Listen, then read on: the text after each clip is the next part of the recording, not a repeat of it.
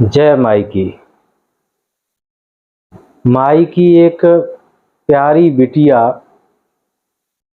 अनन्य भक्त कविता मोहन ने अपने भक्तिपूर्ण आग्रह से कुछ प्रश्न पूछे हैं। ये प्रश्नों के उत्तर जानना सभी के लिए आवश्यक है, इसलिए इस पर चर्चा रखना भी जरूरी समझा। वे जानना चाहती हैं कि क्या गुरु शिष्य को तलाश करते हैं अथवा शिष्य गुरु को तलाश करते हैं।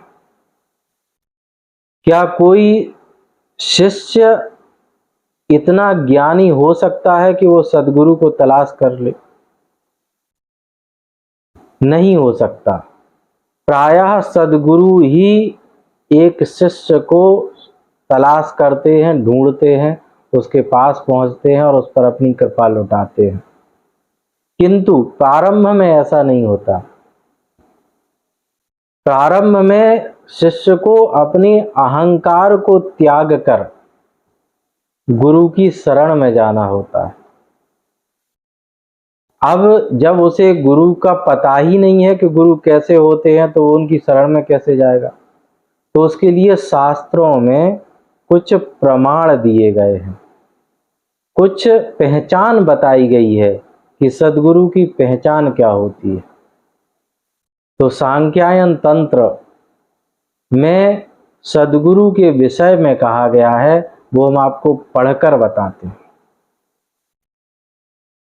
सांख्यायन तंत्र में सद्गुरु के विषय में कहा गया है कि सद्गुरु वेद वेदांग के ज्ञाता होते हैं। वे इनके निश्चित अर्थ को जानकर अपने शिष्यों को समझाते हैं। वैदिक आचार्यों को करने वाले अतीन्द्रिय होकर अपना कार्य करते हैं, ऐसे व्यक्ति को गुरु बनाना चाहिए।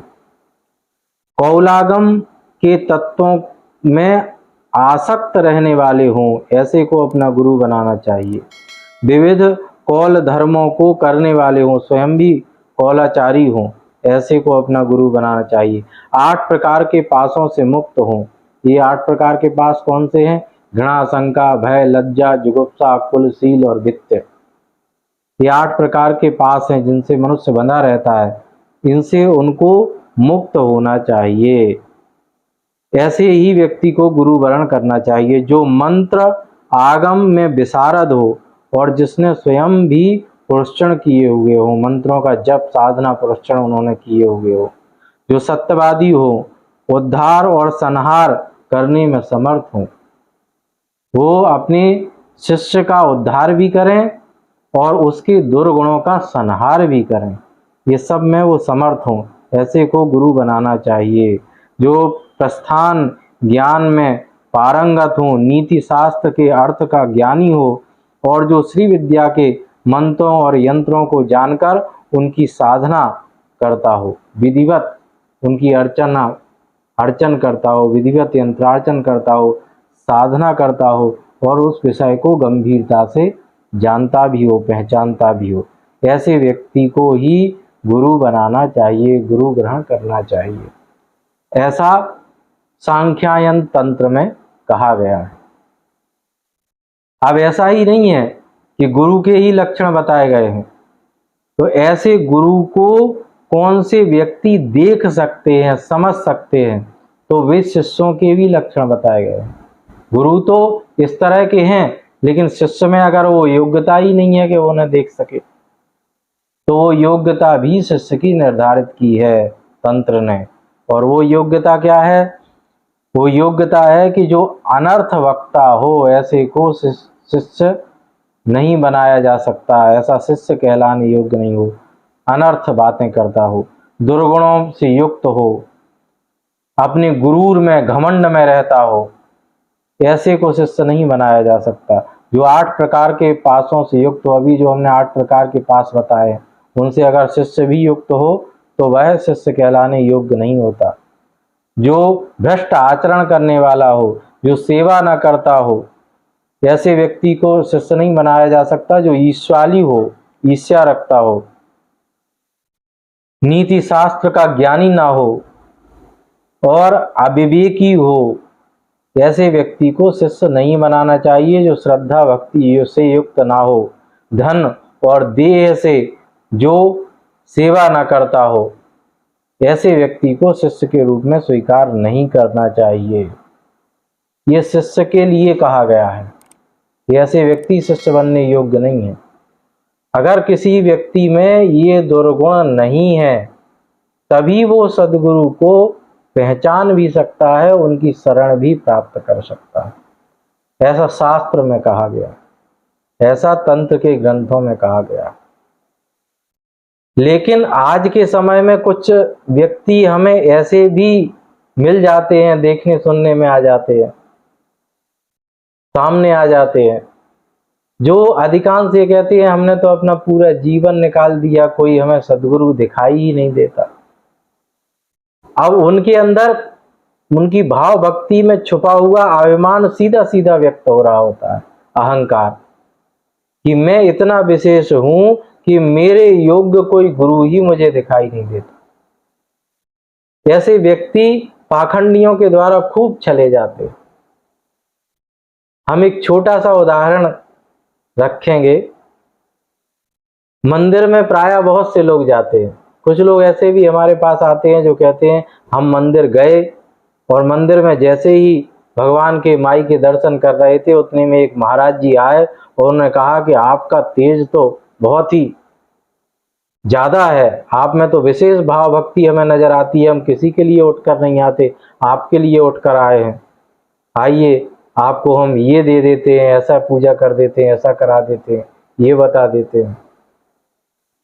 तो इस तरह से जब वो कहते हैं तो बोले हमको तो बड़ा ये माई का चमत्कार नजर आता है कि हम वहां पहुंचे और वहां भला महाराज जी उठ करके आ गए और ये कहने लगे।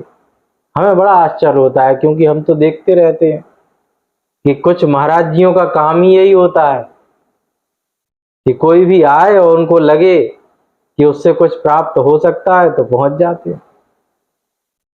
तो इस तरह से व्यक्तियों के जो अहंकारी हैं, उनके अहंकार का पोषण करके उनको खूब ठगा जाता है और उन्हें पता ही नहीं चलता। अब एक सामान्य सी बात होती है, आप मंदिर जाएंगे तो मंदिर से कोई प्रसाद किसी को दे दिया जाएगा, कोई हल्दी की गांठ दे दी जाएगी, कोई नारियल दे दिया जाएगा, कोई माला पहना दी जाएगी। ये सब आमतौर पर एक वर्ग विशेष के द्वारा किया ही जाता है, क्योंकि उनकी जीविका उससे जुड़ी हुई होती है। लेकिन किसी के हाथ में अगर ऐसी चीज आ जाए और वो ये समझने लगे कि मैं तो विशेष हूं, मेरे ऊपर तो विशेष माई की कृपा हो गई, तो यह उसका अहंकार ही है। इस अहंकार से, इस प्रकार के अहंकार से बचना चाहिए। अगर आपके अंदर वास्तविक ललक है, वास्तविक प्यास है, तो अवश्य ही आपको सद्गुरु की प्राप्ति होती है। एक छोटा सा दृष्टांत ले लेते हैं। एक सेठ जी ट्रेन में यात्रा कर रहे थे, उनको प्यास लगी, स्टेशन पर गाड़ी रुकी, एक छोटा सा बच्चा लोटे में जल भर करके लाया और वो सबको जल पिला रहा था। सेठ जी को अभी ज्यादा प्यास नहीं लगी थी, हल्की सी मन ही हो रहा था। जैसे ही लोटा लेकर के वो बालक आया, सेठ जी ने उससे कहा कितने का है? उसने कहा 1 रुपए का। सेठ जी ने कहा हम तो 50 पैसे देंगे। बालक हंसता हुआ वापस जाने लगा। सेठ जी ने कहा रुको, तुम हंस क्यों रहे हो? उसने कहा आपको प्यास लगी ही नहीं है, क्योंकि जिसे प्यास लगी होती है वो तो पहले पानी पीता है, उसके बाद कहता है कितना पैसा देना है। तो जिसके अंदर प्यास होती है, ललक होती है गुरु को प्राप्त करने की, सद्गुरु को प्राप्त करने की, उसे निश्चय ही सद्गुरु प्राप्त हो ही जाते हैं। और जिसके अंदर अहंकार होता है वो फिर ऐसे ही अहंकार के वशीभूत होकर के लोगों के द्वारा ठगा जाता रहता है जीवन भर। और अंत में यही कहता है कि मेरे साथ तो बहुत छल हुआ, मुझको तो बहुत लूटा गया। ऐसे अहंकारियों को लूटा ही जाता है। फिर इन्होंने पूछा है कि गुरु इष्ट के प्रति समर्पण कैसे होता है? समर्पण होने का एक ही तरीका है, वह यह है कि निरंतर जो गुरु ने बताया है, जो गुरु ने आपको शब्द रूपी मंत्र दिया है, उसका निरंतर जप करते रहिए। उठते बैठते आपकी स्मृति में रहे वो मंत्र, आपके रक्त में बस जाए वो मंत्र, आप मंत्राकार हो जाएं। मंत्र, गुरु, इष्ट और स्वयं आप, ये चारों एक हो जाएं, इन चारों का भेद मिट जाए। निरंतर जप करना ही गुरु के प्रति समर्पण है, क्योंकि गुरु तो आपसे कुछ चाहते ही नहीं है। सदगुरु की आपसे कोई अपेक्षा नहीं रहती। सदगुरु की तो एक ही अपेक्षा रहती है कि उनके द्वारा जो कहा गया है, जो बताया गया है, उस पर शिष्य चल पड़े, उस मार्ग पर दौड़ पड़े, उसको अपने जीवन में रचा बसा ले, उसके प्रति समर्पित हो जाए। बस यही गुरु के प्रति समर्पण होता है। आगे इन्होंने पूछा है कि गुरु दीक्षा और गुरु दक्षिणा में क्या अंतर है। गुरु दीक्षा मंत्र जब दिया जाता है तो उसको गुरु दीक्षा कहते हैं, और गुरु दक्षिणा का तो बड़ा ही विशेष अर्थ बताया गया है तंत्र के शास्त्रों में। कहा गया है कि गुरु जब विद्या देते हैं और शिष्य उसको लेता है, और गुरु देते जाते हैं, शिष्य ग्रहण करता जाता है, गुरु देते जाते हैं, शिष्य ग्रहण करता जाता है। एक समय ये आता है कि गुरु के पास जितनी विद्या है वो सब शिष्य के पास पहुंच जाती है। जब ऐसी स्थिति हो जाती है तब गुरु उससे, शिष्य से अपनी दक्षिणा मांगता है, क्योंकि उसके पास फिर कोई विद्या शेष नहीं रहती जो उसे बताने के लिए रही हो। सारी विद्या वह उसे बता देता है, और फिर वह उससे गुरु दक्षिणा मांगता है, और फिर वो जो मांगता है वो शिष्य को देने का अधिकार होता है, जरूरी होता है। तब शिष्य को दक्षिणा देना चाहिए। किंतु आज के समय में ऐसा नहीं है। आज के समय में तो कुछ गुरु भी ऐसे हो गए हैं जिन्होंने मंत्र दीक्षा की भी अपनी फीस और रेट फिक्स कर रखी है, ऑनलाइन ही दीक्षा देते। अधिक क्या कहें, इस विषय पर तो बहुत बोला जा चुका है हमारे द्वारा। तो इस तरह से नहीं होता है। पहले ये परंपरा रही है कि गुरु कभी भी शिष्य से कुछ मांगते नहीं थे, शिष्य अपने आप उनके जो गुरुकुल हैं उनको चलाने की व्यवस्था करते थे। तो ऐसा ही आज भी होना चाहिए कि गुरु के लिए जो भी कुछ उपयोगी है वह उसको गुरु दक्षिणा के रूप में, जिससे उनकी जीविका, उनकी गुरुकुल, उनका गुरु परिवार चलता रहे, उसकी व्यवस्था जो शिष्य जितनी कर सकते हैं उतनी करें भावपूर्ण तरीके से। तो यही गुरु दक्षिणा होती है। अब इसके बाद इन्होंने पूछा है कि गुरु कृपा कब और कैसे मिलती है। तो पहले तो ये समझ लेना आवश्यक है कि गुरु कृपा है क्या। गुरु कृपा एक ही है कि आप को जो मंत्र दिया गया है, आपने उसका निरंतर जप किया है और उसका इतना प्रभाव हुआ है कि आप माँ के चरणों में समर्पित हो गए हैं, माँ में रम गए हैं।